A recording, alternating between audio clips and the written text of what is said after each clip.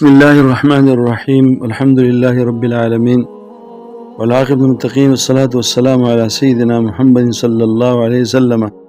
سيد العالمين سيد النبيين وشمس الهداية واليقين. أما بعد، زه رشید احمد سواتی دا یو ضروري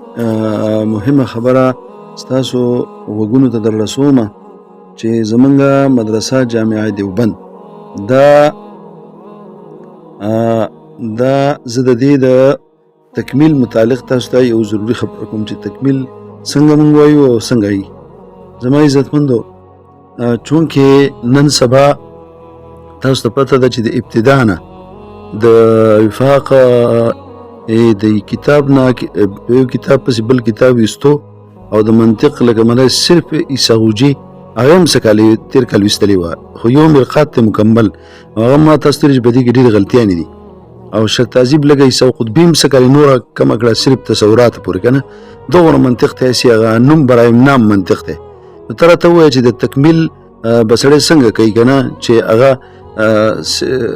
یو کتاب هم هغه سم شاته نه وی ویلی.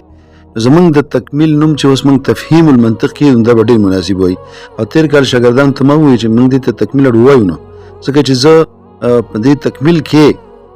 مرقات هم وایم شرط تعذیب هم وایم. نو شرط مرقات چې ووایم نو شرط تعذیب ته دا استعداد جوړ کړم ځکه مرقات مخکې رواني شرط تعذیب پسې رواني. نو شرط تعذیب هم زده کوي طالبان دغه تکمیل والا. نو هغه مطلب دا دی چې هغه سلم ته لار اسانه کړي. نو نور خو هغو چونکې چا علم پوره کړی ځکه چې بعضې دورې والې دورې کړي دلته سبق وایي، بعضې وړه دوره کوي موږ سره تکمیل کوي، بعضې سادسه ویلې موږ سره تکمیل کوي که نه، بعضې خامسه ووایي بیا تکمیل نه راشي. دا ځکه چې زموږ سره په دې تکمیل کې موږ شرقاید ووایو دا کتابونه منځ کې انضمام راشي نو کتابونه پکې راشي. نو یو کتاب نیم بهر ووایي نو هغه دغه روان شي. هسې هم د هغې نه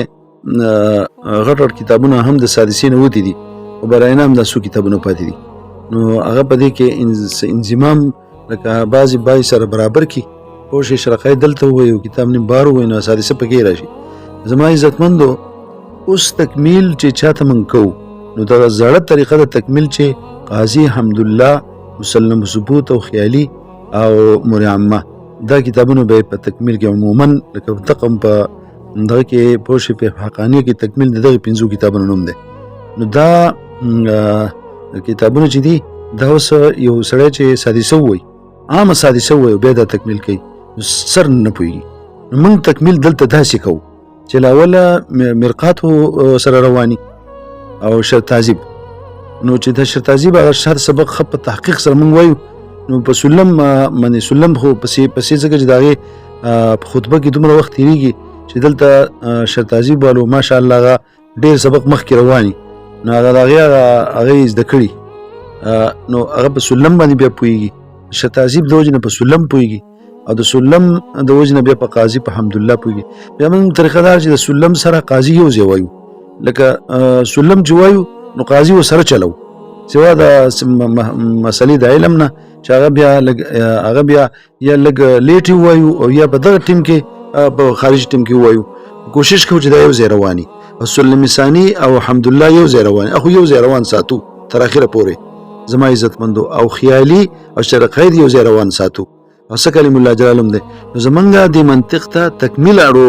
په کار د نوم په ځای باندې تفهیم المنطق نه موږ دو نو تکمیل له بل ځای لاړ شي او تفهیم یعنې فهم المنطق دپاره تاسو دلته راشئ لږ ځان په دې پوهېږئ. نو کوم کسان چې د عام شپږمه درجې ویلي او هغه لکه مطلب دا نو لږ شانتې موږ ستاسو په دماغ کې دا خبر اچو ځکه بعضې کسان دغه تکمیل دغه قاضي حمدالله نو مخکې سلم نه ویلی نو قاضي هغه څنګه ووایي او په حمدالله به څه پوه شي چې سلم ثاني د سر نه په سترګو لیدلی نه اورې او هغه به په صدره څه پوهېږي چې مخکې نه د الحکمت میوزي په خوب کې نه لیدلي پوه شئ پې او دغه دی چې او خیالي